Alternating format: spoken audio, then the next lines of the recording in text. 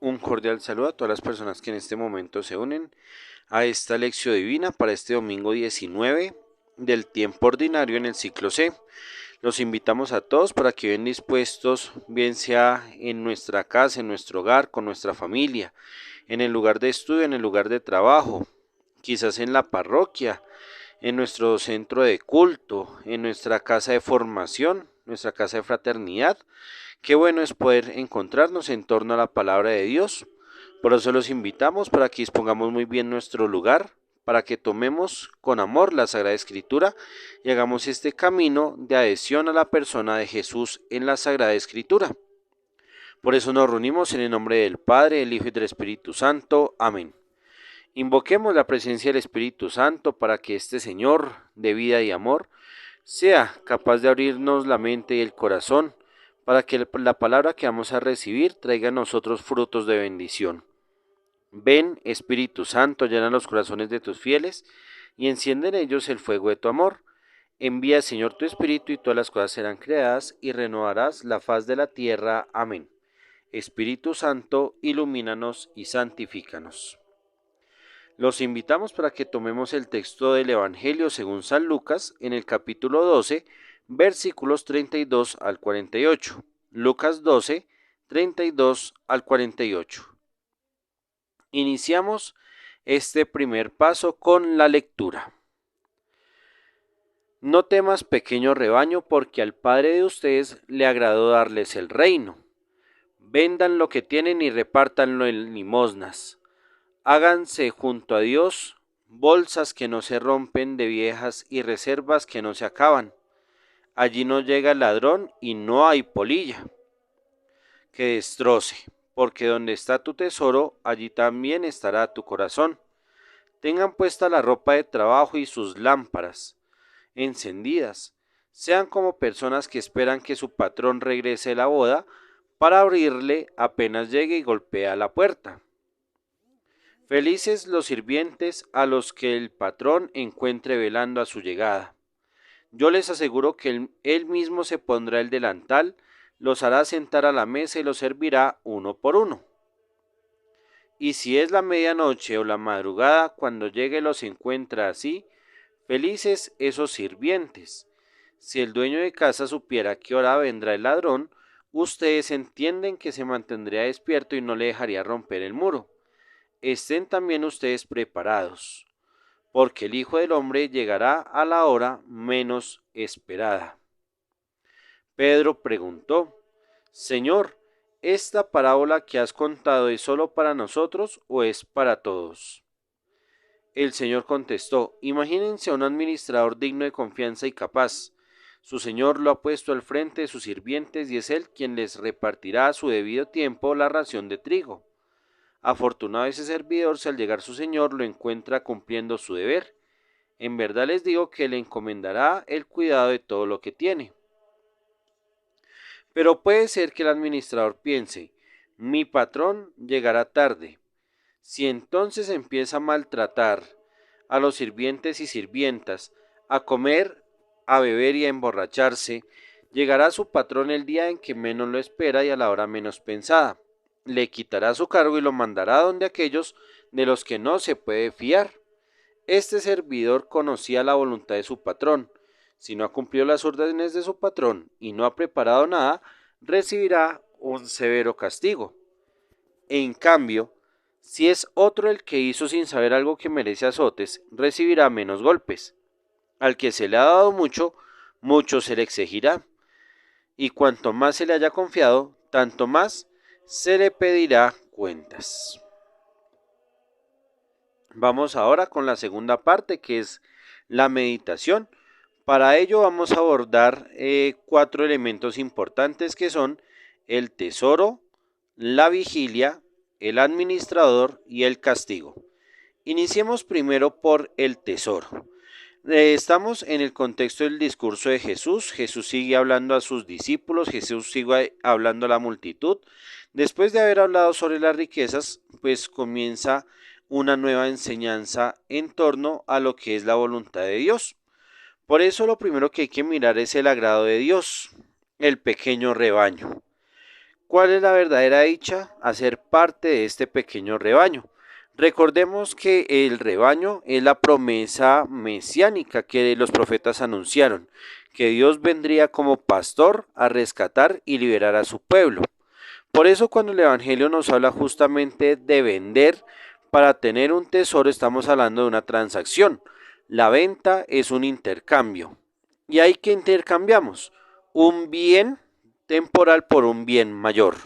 Es decir, cambiamos algo material, cambiamos algo temporal por quizás tener algo mejor.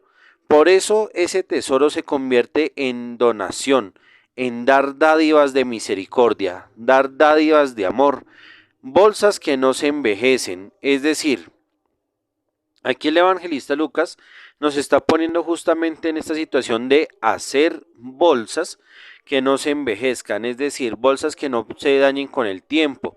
¿Y cuáles son esas bolsas que no se dañan con el tiempo? Aquellas que se hacen por el bien a los demás, aquellos regalos, aquellas sorpresas. Es allí donde justamente encuentra valor este tesoro. Por eso el tesoro que es dado con amor no se acaba.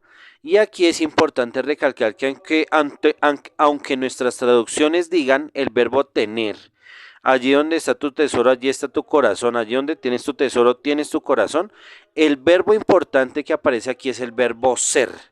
Es el tesoro, es el corazón. Así como es tu tesoro, así es tu corazón. Por eso es una llamada a confrontarnos y a nosotros revisar primero cómo está esa parte espiritual, cómo está esa parte material y cómo está esa parte humana de cada uno de nosotros. Por eso la segunda parte comienza con la cintura ceñida, es decir, la preparación. Tenemos que estar preparados. Y esa cintura ceñida hace referencia justamente al éxodo, a empezar un camino. Vamos a empezar una salida, vamos a caminar juntos. Por eso se necesitan las lámparas encendidas porque este camino se hace en la oscuridad. Es el Señor al que se espera. Este es el camino que hemos de emprender porque Él vuelve de la fiesta de bodas, es decir, la promesa de unión de Dios con su pueblo. Y por eso la importancia de esta preparación es que cuando Él llame, se le abra. Es decir, Dios no tiene la oportunidad de esperar. ¿Por qué? Porque Dios quiere entrar en tu vida como aquel enamorado que quiere darte lo mejor para ti. Por eso ya podemos empezar a entender lo que significa la palabra vigilia. Vigilia es una preparación, es estar en vela. Generalmente las personas que hacen vigilias se llaman los vigilantes, es decir, aquellos que se encargan de cuidar, de velar, de custodiar. Jesús nos está llamando justamente también a ser vigilantes. Y la mejor forma de hacerlo, de proponerlo, es a través de la palabra afortunados, felices. ¿Quiénes son felices? Los que están despiertos, aquellos que no duermen, aquellos que no dan espera para prepararse a este encuentro con el Señor.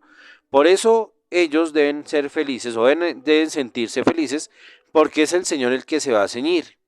Él los hará reclinarse, es decir, Él los hará adoptar posición de reyes y los servirá. Entonces aquí, ¿qué es lo bonito y qué es lo interesante? Que aquella persona que se ha preparado a lo largo de su vida para este encuentro con el Señor, será servido por Dios. Y aquí es donde encontramos esa gratuidad misericordiosa de Dios, esa gratuidad que se traduce justamente en bendición, en protección, en fortaleza, en consuelo, pero también en ánimo. Para entender el término de la expresión que pone Jesús, recordemos que hay 4 vigilias. La primera vigilia que es de 6 de la tarde a 9 de la noche, la segunda que es de 9 de la noche a la medianoche, la tercera que comienza a las 12 y termina a las 3 de la mañana, y la cuarta vigilia que es de 3 de la mañana a 6 de la tarde. Jesús dice que felices aquellos que estén pues despiertos entre la segunda y la tercera vigilia, es decir, en los momentos de mayor oscuridad. Podemos pensar momentos de oscuridad, crisis espirituales, tormentas, vacíos, sequedades, pero también podemos pensar en las dificultades de nuestra vida, el desempleo, podemos pensar en aquellas situaciones de peleas familiares, de discordias sentimentales, podemos pensar en tantos momentos que ponen en jaque nuestra vida y es allí donde justamente se corrobora y se nos hace esa llamada a ser fieles, a esperar, no a desesperar, Por eso Jesús dice, recalca esa felicidad de ellos, de los que esperan en los momentos más oscuros, más fríos de la vida. Es allí donde se demuestra realmente quiénes son los que esperan al Señor. Por eso Jesús termina esta primera parte con el símil del ladrón, el enemigo del alma que perturba la espera, que quita el tesoro. Es justamente el ladrón el que aprovecha la oscuridad para que al no verse pueda robarse aquello que de pronto tiene más valor para nuestra vida. Por eso qué bueno en este evangelio comparar qué es realmente lo que yo estoy cuidando en mi vida y qué estoy descuidando. Quizás estoy priorizando unas cosas sobre otras que tienen gran valor. Por eso lo más importante es mirar a ti que te ha fortalecido en esos momentos de oscuridad. Porque aquí el Señor, Él quiere que tú lo esperes en todas las dimensiones de tu vida, en tu dimensión personal, en tu dimensión afectiva, en tu dimensión espiritual, en tu dimensión familiar, en tu trabajo, en tu estudio, que sea allí donde tú lo busques y lo encuentres a Él. Por eso, para entender esta dinámica se propone la parábola del administrador. Entonces aquí Pedro es el que pregunta, es decir, él como representante, como figura de la iglesia, en esta espera del Señor. Recordemos que el Evangelio no es crónica, sino es una lectura teológica de la vida y de las obras de Jesús. Pedro, en nombre de toda la iglesia, le pregunta a Jesús sobre quién dice todo esto, si es sobre ellos o si es sobre toda la comunidad. Entonces aquí Jesús utiliza la palabra oikónomos, de ahí viene la palabra economía, que significa el oficio de la casa, el administrador. ¿Quién es el encargado de la casa? ¿A quién Jesús puso delante de su casa? Claro que podemos hablar de los apóstoles en primer lugar. Ellos son los administradores, a ellos se refiere en primer lugar esta parábola. Y cuando hablamos de apóstoles tenemos que verlo desde dos ópticas. La primera, el apóstol como una estructura que se ha logrado mantener a lo largo de la sucesión apostólica, a lo largo de los años, y podemos ver allí figuras papales, figuras episcopales, figuras parroquiales, figuras vicariales, figuras diaconales, donde Dios sigue administrando esta casa. Pero qué bueno es también pensar que nosotros somos administradores de los dones de Dios, todos los laicos y las laicas en esta época de la sinodalidad que tanto se ha reforzado la jerarquía circular, donde todos somos iguales, donde todos somos administradores. Qué bueno es que yo me confronte, realmente yo soy administrador de mi propia vida o estoy dejando que otro lo administre. Si yo tengo a mi cuidado niños, jóvenes, adultos mayores, ¿yo cómo estoy cuidándolos a ellos? Yo estoy siendo fiel y prudente. Yo soy digno de la confianza que Dios ha puesto en mí, en mis capacidades y también en su misericordia para conmigo y mis errores. Por eso, qué bueno es saber que el Señor en esta parábola nos está diciendo, yo también te he puesto a ti a ser administrador, administrador en tu trabajo, en tu hogar, en tu casa, en tu propia vida, administrador de tu tiempo, pero también ser el cuidador de muchas personas que te he entregado. Por eso este verbo que aparece después, el dar de comer, es una llamada a dos realidades. La primera, dar de comer desde la parte material, es decir, preocuparnos por el alimento y la salud física de nuestros hermanos.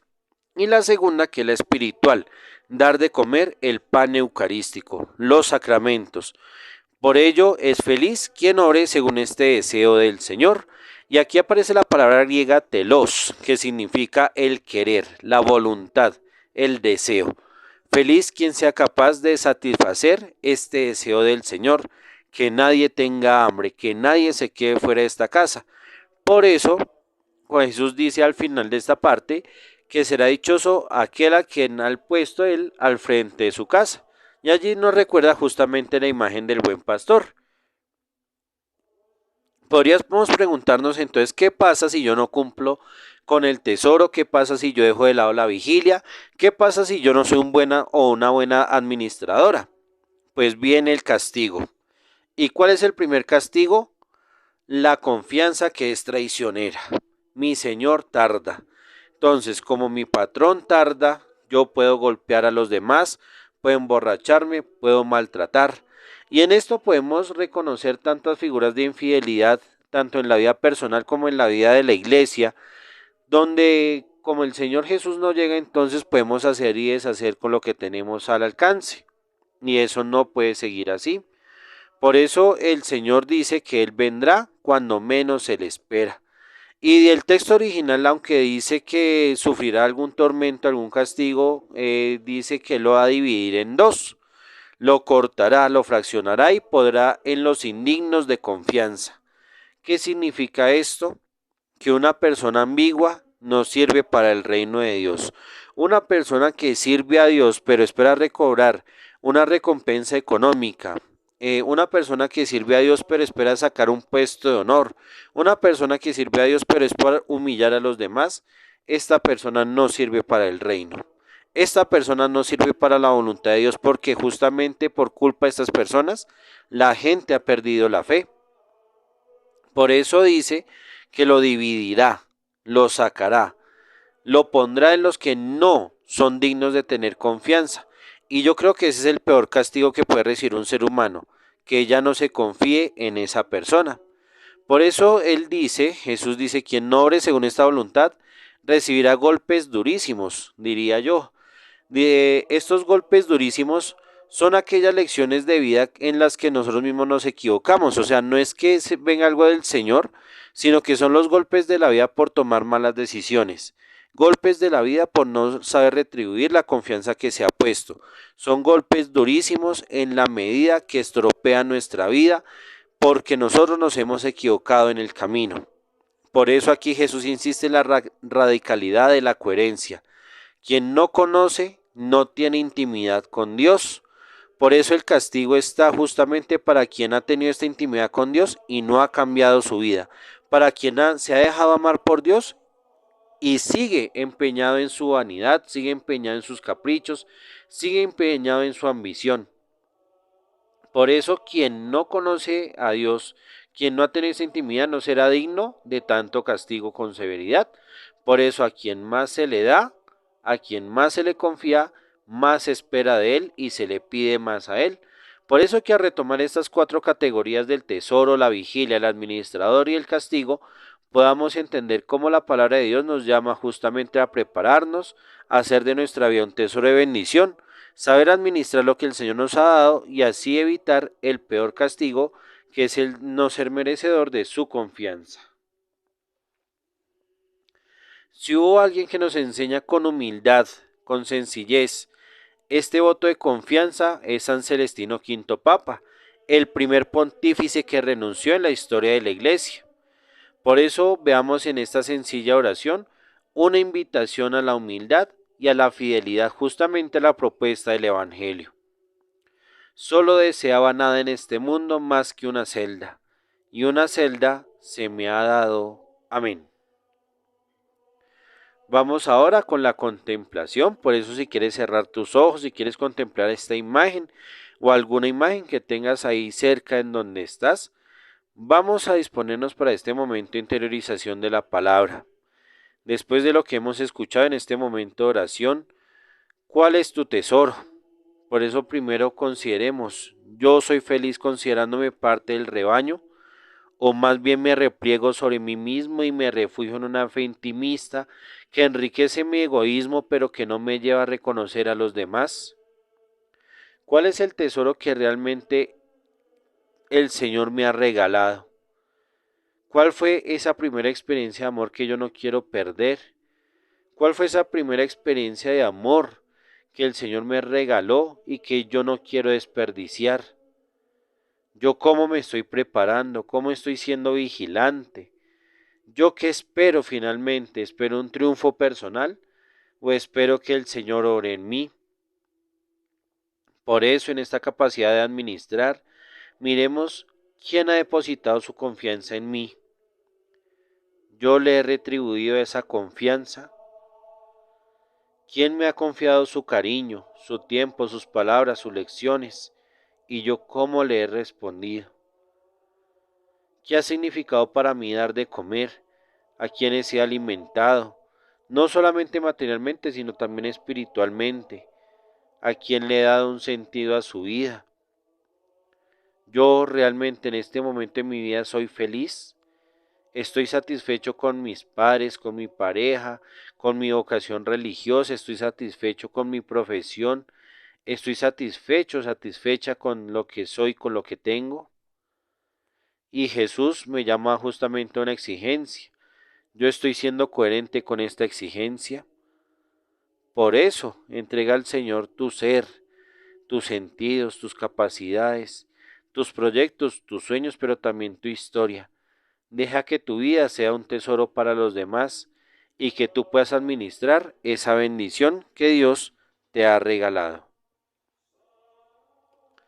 Después de este primer camino, vamos nuevamente a retomar el texto.